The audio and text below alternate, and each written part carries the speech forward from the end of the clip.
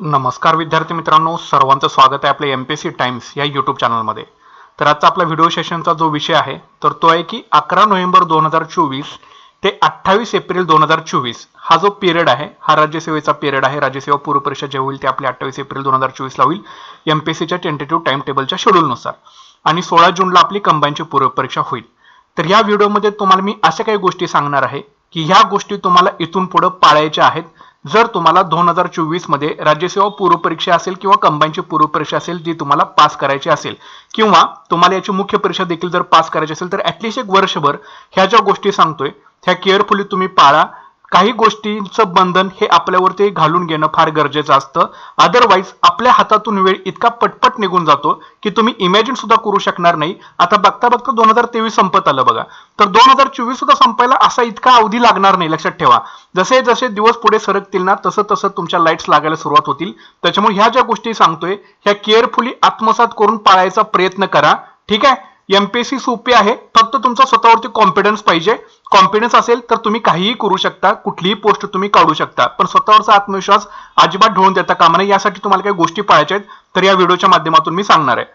तर बघा, पहिली गोष्ट म्हणजे फक्त 2 युट्यूब चॅनल तुम्ही फॉलो करा. ठीक आहे, तुमच्याकडे ऑलरेडी ढीग लागलेला असेल, बरेचसे युट्यूब चॅनल तुम्ही सबस्क्राईब करून ठेवलेले असतील, काही ठेवलेले असतील.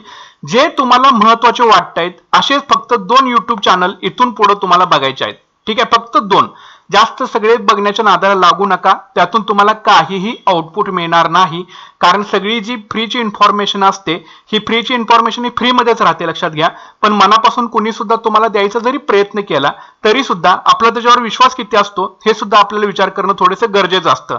म्हणजे तुम्ही असे येतं इथून पुढे व्हिडिओ बघायचे आहेत युट्यूबवरचे की जे तुम्हाला दिवसभरामध्ये एक्झॅक्टली काय वाचायचं आहे, कोणतं नियोजन तुम्हाला अभ्यासाचं करायचं आहे, ज्याच्याबद्दल कोणी तुम्हाला माहिती सांगतं का, किंवा काही असे चॅप्टर्स आहेत ज्यांची एक सिरीज व्यवस्थित चालू आहे एका युट्यूब चॅनलवरती, ती सिरीज कुठल्या चॅनलवरती सुरू आहे का, असे फक्त 2च युट्यूब चॅनल तुम्ही जे आहेत ते फॉलो करायचे आहेत. मग तुम्ही आपलं चॅनल फॉलो करा किंवा इतर कोणाचंही चॅनल फॉलो करा, पण फक्त 2च युट्यूब चॅनल जे आहेत ते फॉलो करायचे आहेत. बाकीचे सगळे बंद करून ठेवा. नोटिफिकेशन अजिबात तुमचा वेळ हा युट्यूबवरती जास्त तुम्ही घालवायचा नाहीये इथून पुढे.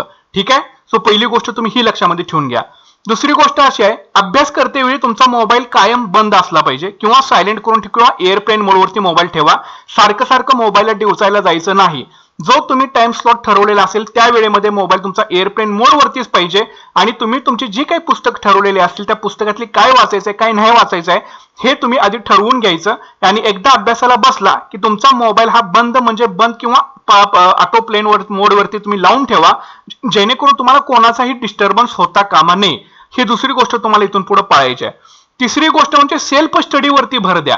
सेल्फ स्टडीवरती भर द्या. कारण होतं कसं, मार्केटमध्ये असा ट्रेंड सुरू आहे सध्या की समजा एखादा कोर्स तुम्हाला आता घ्यायचा आहे, समजा तुम्हाला आधुनिक भारताचा इतिहासाचा कोर्स तुम्हाला लावायचा आहे. जर जे गोष्ट तुम्ही पुस्तकातून वाचून अर्ध्या तासामध्ये संपवू शकता, त्याच गोष्टीमध्ये 1 तास, 1.5 तास, 2 तास, 4 तास घालून काहीही उपयोग होणार नाही, असं माझं स्पष्ट मत आहे. त्याच्यामुळे सेल्फ स्टडीवरती जास्तीत जास्त तुम्ही भर जो आहे हा दिला पाहिजे. आता एखाद्याच्या कोर्समध्ये जर फक्त व्हीआयपी म्हणजे ज्यामधून क्वेश्चन्स येऊ शकतात अशी लेक्चर जर होत असतील तर तुम्ही एखाद्याचा कोर्स जो आहे तो घेऊ शकता, पण शक्यतो सेल्फ स्टडीवरतीच भर देण्याचा सर्वांनी प्रयत्न जो आहे हा केला पाहिजे सर्वांनी. इथून माझं स्पष्ट असं मत आहे. त्याच्यामुळे जर पुस्तकातून वाचून, आता एखादा चॅप्टर तुम्हाला पुस्तकातून वाचायला 1 तास लागतोय आणि त्या चॅप्टरचं व्हिडिओ सेशन जर 4 तासाचं असेल तर तुम्ही तुमच्या दिवसातलं 4 तास वाया घालवले, लक्षात ठेवा.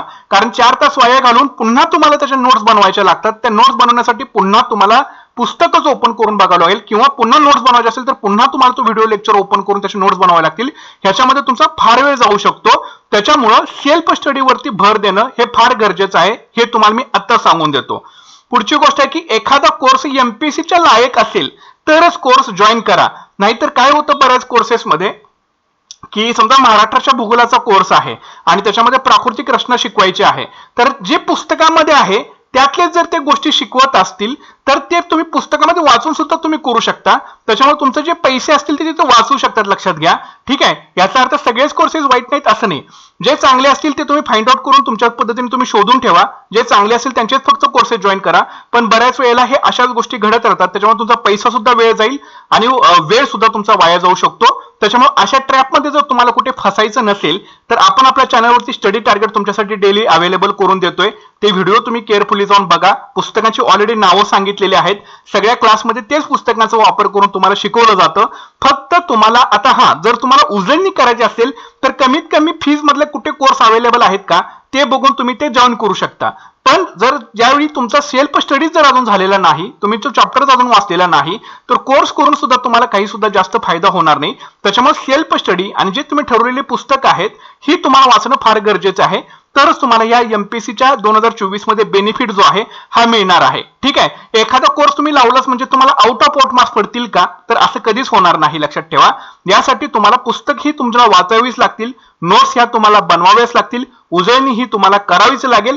हे जर तिन्ही मुद्दे जर कुठल्या कोर्समध्ये कोणी कव्हर करत असेल तर निश्चितच तुम्ही त्यांचा कोर्स जो आहे हा जॉईन करू शकता. पण तुमच्या इकॉनॉमिक तुमच्या खिशाला कोर्स हा परवडणारा असला तर. ठीक आहे, त्याच्यानंतर पुढचा पॉईंट आहे की चॅप्टरवरच्या नोट्स बनवणं फार गरजेचं आहे.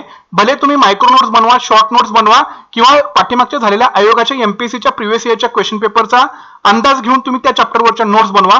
पण नोट्स बनवणं फार गरजेचं आहे, कारण जोपर्यंत तुम्ही नोट्स बनवत नाही, कारण लाईन टू लाईन वाचत तरी तुम्ही बसू शकत नाही. एकदा एक चॅप्टर तुम्ही लाईन टू लाईन वाचला की त्यामधल्या फक्त नोट्स तुम्हाला प्रॉपरली बनवायचे आहेत. 10 पानाचं जर पुस्तक असेल तर ते 3 ते 4 पेज मध्ये कशा आपल्या नोट्स बसतील याचा तुम्हाला अंदाज जो आहे हा बांधता यायला पाहिजे. आता एक्झाम सेंटर सुद्धा तुम्हाला पुस्तकातल्या आहे तशा लाईन तो टाकत नाही, तो त्याच्या भाषेमध्येच प्रश्न बनवून टाकतो. तर तुम्ही सुद्धा तुम्हाला तशी सवय लावून घ्यायची की त्या आपल्या भाषेमध्ये कसे बाबा प्रश्न याच्यावरती आयोग जे आहे ते विचारू शकते. यासाठी तुम्ही आयोगाच्या झालेल्या प्रश्नपत्रिका तुमच्या सोबत ठेवणं फार गरजेचं आहे, तरच तुम्हाला तिथं मदत जी आहे ही होऊ शकते. ठीक आहे, पुढची गोष्ट अशी आहे, एमसीक्यूची रोज न चुकता तयारी करा. तुम्ही आता जे काही तुमचं शेड्यूल ठरवलेलं असेल किंवा आपल्या चॅनलवरती सुद्धा आपण स्टडी टार्गेटचे व्हिडिओ अपलोड करतोय, तर ते शेड्यूल नुसार त्या चॅप्टरशी रिलेटेड जे काही एमसीक्यू तुम्हाला मिळतील जास्तीत जास्त सोडवण्याचे प्रयत्न करा. म्हणजे एक पीवायक्यू तरी सोडवाच, म्हणजे प्रिव्हियस इयरचे क्वेश्चन पेपर सोडवाच, प्लस त्या चॅप्टरशी रिलेटेड अजून तुम्हाला एमसीक्यू काही मिळता आहेत का तर ते सुद्धा तुम्हाला सोडवणं फार गरजेचं आहे. ठीक आहे, तर मी तुम्हाला एक इथं रिकमेंड करू शकतो की ज्यांना टेस्ट पेपर लावायचे असतील ते टेस्ट पेपर लावू शकतात. ओके, टेस्ट पेपर लावायला माझं काही दुमत नाहीये, पण नको त्या ठिकाणी व्हिडिओ लेक्चर्स असतील आणि त्यांची लेंथ जास्त असेल पण त्यामधून आउटपुट फार कमी असेल तर अशा वेळी तुमचे पैसे वाया जाऊ शकतात. तर त्याच्यामुळं पुस्तकाचे वाचन फार गरजेचं आहे, पण तुम्ही टेस्ट पेपर नक्कीच लावा. ठीक आहे, टेस्ट पेपर लावायला काहीच प्रॉब्लेम नाही. प्लस गणित आणि बुद्धिमत्तेचे सुद्धा तुम्ही ऑनलाईन क्लासेस जे असतील ते जॉईन करू शकता. प्लस इंग्लिश ग्रामरचे सुद्धा ऑनलाईन क्लासेस जे असतील हे तुम्ही जॉईन करू शकता. हे म्हणजे हे इसेन्शियल गोष्टी आहेत. पण जर जीएस आपलं पुस्तकातून वाचून होत असेल, गोष्टी बऱ्यापैकी आपल्याला समजत असतील तर तुम्ही करा. किंवा एखाद्याला तेवढा वेळच मिळत नाहीये, मग त्यांना कोर्सेसकडे जायचं आहे, मग तुम्ही नक्कीच एखादा कोर्स तुम्ही फाइंड आउट करून ठेवा 4-5 दिवसामध्ये कुठले कोर्सेस चांगले आहेत, कुठले काय आहेत, तर त्यांची फी स्ट्रक्चर वगैरे सगळं तुम्ही एक डिटेलमध्ये शेड्यूल बघून ठेवा आणि तुम्ही एक डिसाईड करा की बाबा मला इकडे जायचं आहे. ठीक आहे, त्याच्यानंतर चालू घडामोडी, गणित, बुद्धिमत्ता आणि सामान्य विज्ञान या विषयाशिवाय पोस्ट नाही, म्हणजे प्रिलियम सुद्धा तुमची निघणार नाही, लक्षात घ्या. आणि प्लस मेन सुद्धा तुमची कंबाईनची असेल ती निघणार नाही, लक्षात ठेवा. आणि प्लस राज्यसेवेच्या बाबतीत सुद्धा याच्या बाबतीत काय असं वेगळं मत नाही, कारण पूर्व परीक्षेला सुद्धा आपल्याला चालू घडामोडी आहे, सामान्य विज्ञान आहे. ठीक आहे, जवळपास 100 पैकी 30 प्रश्न तर इथेच होत आहेत राज्यसेवेच्या पूर्व परीक्षेमध्ये. आणि कंबाईनची पूर्व परीक्षा असेल किंवा कंबाईनची मुख्य परीक्षा असेल ह्याच्यामध्ये तर ह्या विषयाला अनन्यसाधारण महत्व जे आहे ते आलेलं आहे. त्याच्यामुळे ह्या विषयांना निग्लेक्ट करून तुम्हाला चालणार नाही. त्याच्यामुळे दिवसातला मॅक्झिमम जो वेळ असेल हे तुम्हाला चालू घडामोडी, गणित, बुद्धिमत्ता आणि सामान्य विज्ञान या विषयावरती तुम्हाला जास्तीत जास्त वेळ जो आहे हा द्यायचाच आहे कसल्याही परिस्थितीमध्ये. तरच तुमचं पोस्टचे जे ड्रीम असेल हे तुमचं 2024 मध्ये अचीव्ह होऊ शकेल. दुसरी गोष्ट आहे की दिवसाचं अभ्यासाचं नियोजन बनवा.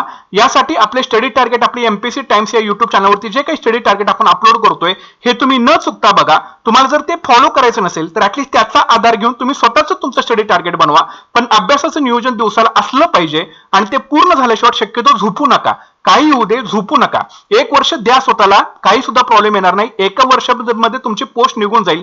यासाठीच तुम्हाला 100% तुमचे एफर्ट जे आहेत ते इथून पुढे लावायचे आहेत. ओके, नंतर पुढची गोष्ट आहे की दररोज किमान 8 तास तरी अभ्यास तुम्ही करण्याचा प्रयत्न करा. 8 तास अभ्यास हा इथून पुढे तुमचा व्हायलाच पाहिजे कसल्याही परिस्थितीमध्ये. आणि इंटरेस्ट घेऊन अभ्यास करा, बर्डन घेऊन अजिबात कसलाही अभ्यास करू नका. इंटरेस्ट घ्या. इंटरेस्ट तुम्हाला कधी निर्माण होतो माहितीये का, की अगदी ठरवून घ्या की तुम्हाला एक चॅप्टर आधी वाचून घ्या, त्याच्यानंतर मग त्याच्यावरचे एमसीक्यू सोडवा, म्हणजे पीवायक्यू ने आयोगाने जे काही प्रश्न विचारलेले असतील ते त्याचे प्रश्न उत्तर सोडवा, भले बघून सोडवा, पण त्या बाबा आपण वाचलेल्या चॅप्टर मधलाच एमपीएससी प्रश्न विचारते हे ज्यावेळेला तुमच्या मनाला काहीतरी वाटेल की बाबा आपण वाचतोय त्यातलेच प्रश्न येतात, तर एक तुम्हाला काय राहतं, एक कॉन्फिडन्स लेवल राहतो की आयोग अजून आउट ऑफ सिलेबस गेले नाही. प्रत्येक विषय आता बघा, अर्थशास्त्राचे 15 विषय 15 मार्चचे समजा असतील आपल्या परीक्षेला पडले, 15 मधले 3-4 प्रश्न हे बाहेरचे असतातच. त्या प्रश्नासाठी आपण डोक्याची दही करून घ्यायचं नाही. आपल्याला किती घ्यायचे आहेत, मॅक्झिमम 55% सगळ्या विषयामध्ये जरी पडत गेले तरी तुमची पूर्व परीक्षा निघू शकेल. ठीक आहे, इतके तरी आपल्याला 2 पुस्तकामध्ये आपण जी काही ठरवलेली असतील त्या पुस्तकामधून तेवढे तरी प्रश्न नक्कीच पडतात. त्याच्यामुळे ती पुस्तकं चांगली करून जा तुम्ही. ठीक आहे, बाकीच्या फालतू गोष्टीचा विचार करू नका. 3-4 प्रश्न बाहेरचे असतात ते कुणालाच येत नाहीत. ओके, तर त्याच्यामुळे त्या गोष्टीकडे प्रत्येक विषयातलं सांगतोय मी, तर त्या तिकडे दुर्लक्ष करा आणि जे आपल्या हातामध्ये सोर्सेस आहेत त्यामधून आपला 55 ते 60% स्कोर कसा होईल त्या विषयामध्ये, यासाठी आपण प्रयत्न जो आहे हा केला पाहिजे. यासाठी किमान तुम्हाला 8 तास तरी अभ्यास हा इथून पुढे हा करावाच लागणार आहे.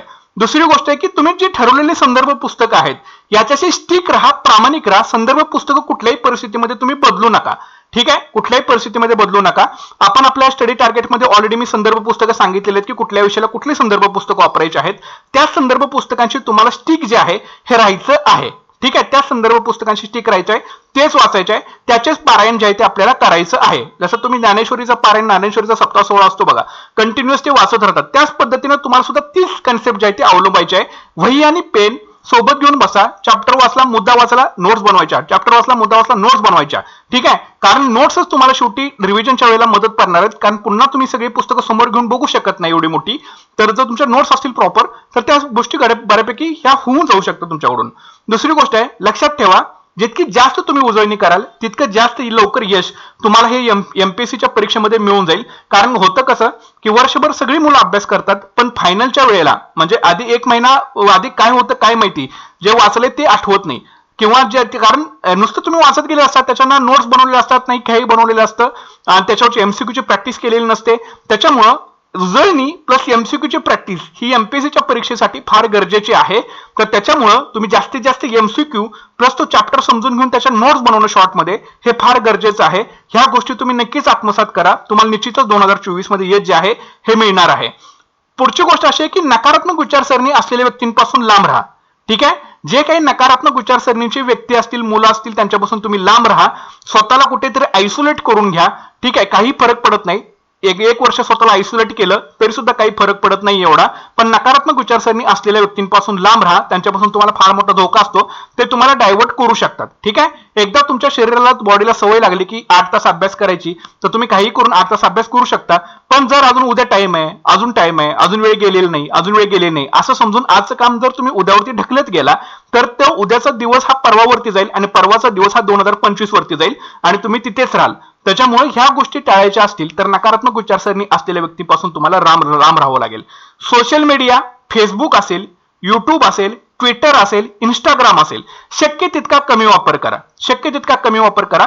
किंवा याच्यासाठी तुम्ही एक पिरियड ठरवून ठेवा की मला एवढाच वेळ हे वापरायचा आहे, अर्धा तास असेल, 1 तास असेल. आता तुम्ही कुठला समजा ऑनलाईन क्लास जॉईन केलेला असेल तर तिथे सुद्धा तुम्ही ठरवून घ्या की मला ह्या वेळेमध्ये हा क्लास हा व्हिडिओ बघायचा आहे. ठीक आहे, जर तुम्ही एखाद्याचा ऑनलाईन क्लास कोर्स किंवा जॉईन केलेला असेल तर त्या वेळेमध्ये जाऊन तुम्ही ते बघत चला, पण उरलेला सगळा वेळ तुमचा जो आहे हा तुमच्या पुस्तकासाठीच तुम्हाला द्यावा लागणार आहे. सेल्फ स्टडी शिवाय एमपीएससीच्या परीक्षेमधून कुठलीही पोस्ट तुम्हाला निघू शकणार नाही. एखादा फक्त तुम्हाला गायडन्स करू शकतो, पण ते पूर्ण करण्याचं काम हे सर्वस्वी तुमचं राहतं.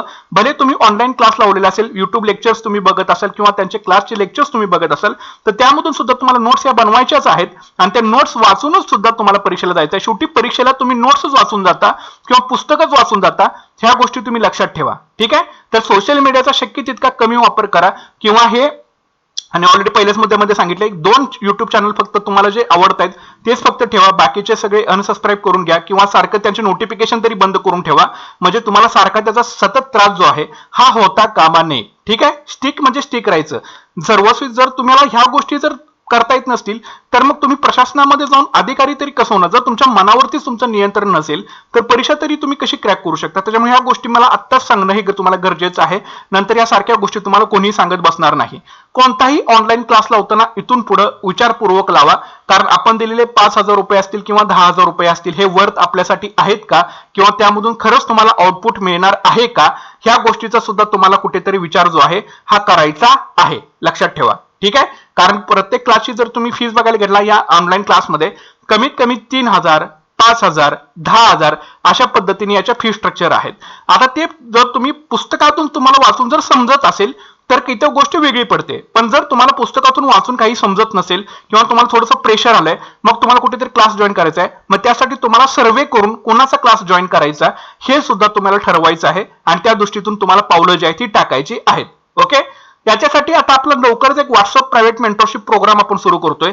हे टोटली ऑनलाईन क्लासपेक्षा वेगळा असणार आहे हा आपला प्रोग्राम जो आहे तो. ठीक आहे, ह्याच्यामध्ये नुसतं आपण क्लास बीज असल्या भानगडीच्या पारंपरिक पद्धतीने चालत आलेले मेथड्स आहेत आपण इथं अजिबात वापरणार नाही. तर या प्रायव्हेट मेंटरशिप प्रोग्रामद्वारे व्हॉट्सअपच्या तुमचा स्कोर कसा इम्प्रूव्ह होईल, तुम्हाला जास्तीत जास्त कंटेंट मला कसं देता येईल आणि कमीत कमी फीज मध्ये तुमचं जास्तीत जास्त सिलेक्शन कसं होईल, ह्याच गोष्टीवरती आपलं लक्ष जे आहे हे टोटली असणार आहे. आणि अतिशय माफक रेटमध्ये जे कोणीही देऊ शकत नाही महाराष्ट्रात, इतक्या कमी रेटमध्ये आपण तुमच्यासाठी व्हॉट्सअप प्रायव्हेट मेंटरशिप प्रोग्राम जो आहे हा लवकरच मी तुमच्यासाठी घेऊन येणार आहे. ठीक आहे सर, हे फक्त कोणाला ज्यांना खरंच गरज आहे 2024 मध्ये डू ऑर डाय अशी सिच्युएशन असेल फक्त त्यांच्यासाठीच असेल. ठीक आहे, ह्याच्यामध्ये मी तुम्हाला आत्ताच सांगतो 100% नाही तुमच्या खिशाला कात्री लागण्याचं काम होईल, नाही तुम्हाला जास्त पैसे दिल्यासारखं वाटेल, पण गॅरंटेड तुमचं प्रिलियम असेल ही काढून देण्यासाठी 100% मदत या व्हॉट्सअप प्रायव्हेट मेंटरशिप प्रोग्रामद्वारे तुम्हाला जी आहे ती दिसायला सुरुवात होईल आपल्या. ठीक आहे, तर याचं काय नेचर असेल किंवा काय असेल याच्या संदर्भामध्ये मी सेपरेट व्हिडिओज बनवेन, पण आता जे सांगितलेले मुद्दे आहेत हे तुम्ही सर्वांनी मनापासून फॉलो करा. प्लस ज्यांना कुणाला प्रोग्राम जर जॉईन करायचा नसेल तरी सुद्धा फ्री मध्ये आपल्या युट्यूब चॅनलवरती स्टडी टार्गेट मी अवेलेबल करून देणारच आहे. असं नाही की प्रायव्हेट मेंटरशिप प्रोग्रामला तुम्ही जॉईन केल्यानंतरच तुम्हाला स्टडी टार्गेट मिळतील, तसं नाही. सगळ्या गोष्टी या युट्यूबवरती फ्रीमध्येच राहतील. फक्त प्रायव्हेट मेंटरशिप प्रोग्राम मध्ये काही गोष्टी या वेगळ्या राहणार आहेत की जेणेकरून तुमचा स्कोर जो आहे हा इम्प्रूव्हमेंट करण्यासाठी मी तुम्हाला तिथं मदत करणार आहे. पूर्वचा असेल किंवा मुख्य परीक्षेचा असेल तर त्याची अनाउन्समेंट मी लवकरच करेन, पण आत्ताच या गोष्टी आपण काही सांगणार नाहीये. पण मला ज्या गोष्टी आतापर्यंत जाणवल्या की ह्या जे 14-15 बाबी आहेत ह्या तुम्ही मनापासून जरा तुम्ही विचार करा कुठेतरी आणि प्रिपरेशनला तुमच्या सुरुवात करून घ्या. ठीक आहे, तर व्हिडिओ आवडला असेल तर नक्कीच लाईक करा, शेअर करा. चॅनलवरती नवीन असाल तर नक्की चॅनल आपलं सबस्क्राईब करून घ्या. भेटूयात पुढच्या व्हिडिओ सेशनमध्ये. Thanks for watching guys and all the best.